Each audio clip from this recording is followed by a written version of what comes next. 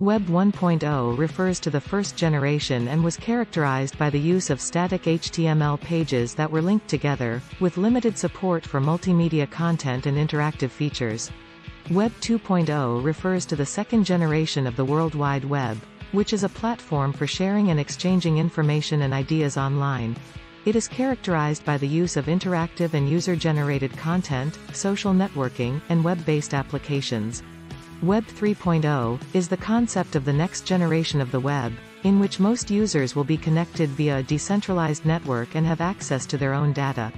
Improved search and discovery, Web 3.0 will make it easier for people to find and access the information and services they need online. This will be achieved through the use of advanced search algorithms and natural language processing, which will allow computers to understand the context and meaning of search queries and provide more relevant and accurate results. Enhanced personalization, Web 3.0 will allow computers to understand the context and meaning of the information on the web, which will enable them to provide personalized recommendations and content based on an individual's interests and preferences.